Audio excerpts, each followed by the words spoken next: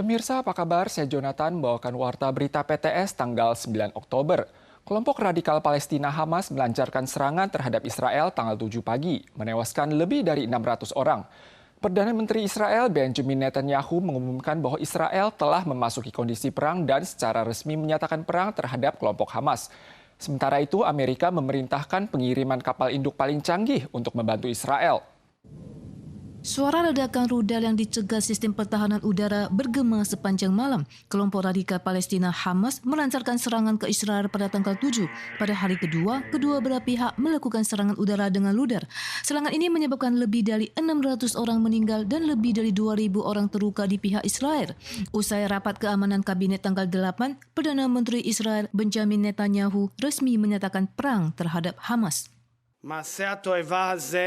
שהחל בעיצומם של שבת וחג, תוך חציית קו הגבול, והמשיך בתקיפת קו המחרשה.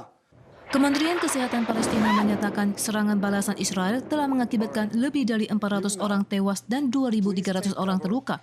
Koridor Gaza yang berpopulasi sekitar 2 juta jiwa telah dikelola oleh Hamas sejak tahun 2007. Israel dengan bantuan Mesir yang melakukan blokir terhadap wilayah tersebut telah menghambat pembangunan ekonomi Gaza.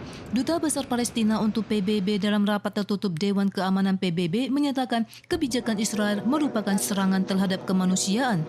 Israel keeps saying the blockade and repeated assaults on Gaza are to destroy Hamas military capabilities and ensure security. Duta Besar Israel untuk PBB meminta Dewan Keamanan PBB untuk mengecam serangan teroris Hamas terhadap Israel dan menuding Hamas melakukan kejahatan perang. Departemen Pertahanan AS telah mengirim kapal induk bertenaga nuklir paling canggih USS Ford menuju Laut Tengah untuk membantu Israel. Kelompok militan Palestina melancarkan serangan besar-besaran tanpa peringatan ke Israel tanggal 7. Sebuah festival musik di Israel Selatan menjadi target serangan. Organisasi penyelamat menemukan sedikitnya 260 jenazah di tempat kejadian dan banyak lainnya disandera menjadi tawanan. Israel segera melancarkan serangan balik berturut-turut lewat udara di jalur Gaza, menewaskan lebih dari 413 orang dan banyak diantaranya adalah anak-anak. Festival musik yang semula merupakan ajang gembira berubah suasana akibat serangan Hamas. Warga berlari ke segala arah. Unit penyelamat darurat Israel menyatakan sekitar 260 mayat telah dikeluarkan dari lokasi kejadian. Media Associated Press memperkirakan jumlah fasilitas mungkin melampaui angka ini. Ada juga klip yang memperlihatkan wanita yang menghadiri festival musik dipaksa masuk ke dalam mobil oleh teroris dan dibawa ke Gaza sebagai sandera.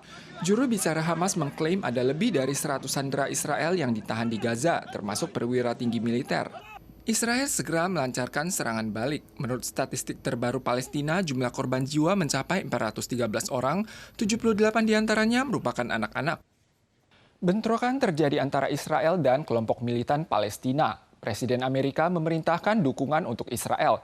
Akankah konflik Israel-Palestina mengurangi perhatian Amerika terhadap situasi di Selat Taiwan? Pakar menilai kuncinya tergantung pada apakah perang akan meluas atau tidak. Jika Israel mengambil kesempatan untuk melakukan intervensi dan menyerang Israel, kekuatan militer Amerika pasti akan terkonsentrasi di Timur Tengah sehingga dapat memengaruhi komitmen Amerika terhadap Taiwan. Pada tanggal 7, kelompok radikal Islam Palestina Hamas menyerang Israel dan konflik bersenjata skala besar pun pecah di antara kedua belah pihak. Presiden AS Joe Biden telah menurunkan perintah dukungan tambahan kepada Israel. Namun apakah konflik ini akan memengaruhi komitmen AS terhadap Selat Taiwan turut menimbulkan kekhawatiran. Analis menyebutkan kunci sikap AS terletak pada apakah perang akan meluas. Pakar menjabarkan jika konflik berubah menjadi perang antara Israel dan Iran dan militer AS terkonsentrasi di Teluk Persia, komitmen AS terhadap Taiwan mungkin akan berubah. Namun serangan balik Israel terlihat terkendali dengan baik karena tidak ingin memberikan alasan kepada Hizbullah, Lebanon dan Iran untuk campur tangan. Di sisi lain, para pakar pada umumnya juga berasumsi bahwa masalah internal dan pembersihan perwira militer Tiongkok telah banyak menurunkan kemungkinan invasi skala besar Tiongkok ke Taiwan. Namun pesawat PKT masih saja mengusik Taiwan menjelang Hari Nasional. Kementerian Pertahanan Nasional mengumumkan terdeteksinya 5 jet tempur dan 4 kapal induk TPR di sekitar Selat Taiwan dari tanggal 8 hingga 9. Situasi di Israel mencekam. Saat ini masih ada 3 grup wisata Taiwan sebanyak 74 orang di Israel. Tempat wisata jauh dari lokasi perang dan semuanya aman. Pelaku usaha akan mengatur untuk kembali ke Taiwan lebih awal. Ada wisatawan mandiri lokal yang mengambil foto terbaru di bandara setempat. Jumlah penerbangan dibatalkan, banyak penumpang yang menunggu di bandara dan ada papan pengumuman yang menunjukkan arah tempat berlindung.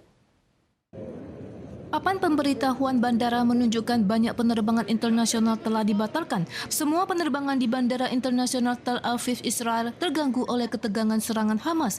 Gambar antrian panjang yang muncul di counter check-in ini adalah grup tur Taiwan yang sedang menuju lokasi acara Parade Sukkot.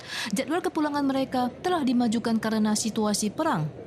Menurut statistik KBRI Aman Jordania, saat ini 13 WNI yang tinggal di Gaza berada dalam keadaan selamat dan 74 wisatawan dari 3 grup tur asal Taiwan berada di wilayah yang jauh dari perang juga dalam keadaan aman. Asosiasi Penjamin Kualitas Wisata menyebutkan jalur wisata Israel telah ditangguhkan karena alasan perang. Pakar wisata menjelaskan bahwa jika mengalami insiden mendadak, harus merapor ke Biro Pariwisata dan kantor perwakilan sesuai ketentuan. Pelaku perjalanan mandiri juga diimbau segera menghubungi kantor perwakilan untuk meminta bantuan. 那只要散客在发现当地有一些情况跟状况的时候，第一时间一定要赶快跟驻外管处去做联系。 Pakar mengingatkan pelaku perjalanan mandiri untuk menyiapkan nomor kontak darurat kantor perwakilan di luar negeri sebelum berangkat. Bagi partisipan perjalanan, grup juga harus memastikan agen perjalanan yang diikuti terdaftar secara sah. Satelit cuaca Taiwan pertama, Triton, semula dijadwalkan diluncurkan dari Pusat Antariksa Guyana Prancis di Amerika Selatan tanggal 7. Namun dibatalkan akibat anomali data pemantauan. Tanggal 9 pukul 9.36 pagi, roket tersebut akhirnya diluncurkan ke luar angkasa dan diperkirakan akan melakukan komunikasi pertamanya dengan stasiun bumi Taiwan pada malam ini. Allumage P80, décollage. Roket Vega meluncur ke atas langit. Para staf menatap layar dan menunggu sambil menahan nafas. Setelah roket berhasil lepas dari ruas pertama hingga ketiga, satelit Triton akhirnya berhasil memasuki orbit pukul 10.31. Triton adalah satelit meteorologi pertama karya Taiwan yang dilengkapi dengan sistem GNSSR yang dikembangkan secara independen oleh Taiwan dan penerima sinyal refleksi sistem satelit navigasi global. Satelit ini dapat melakukan misi pengamatan kecepatan angin permukaan laut dan memberikan informasi global terkait taifun dan cuaca buruk. 82% komponen utama dirancang oleh Taiwan, yang juga menunjukkan kemampuan penelitian ilmiah luar angkasa Taiwan. Pemirsa sekalian, sekian Warta Berita dari PTS. Kita soal lagi di lain kesempatan. Sampai jumpa.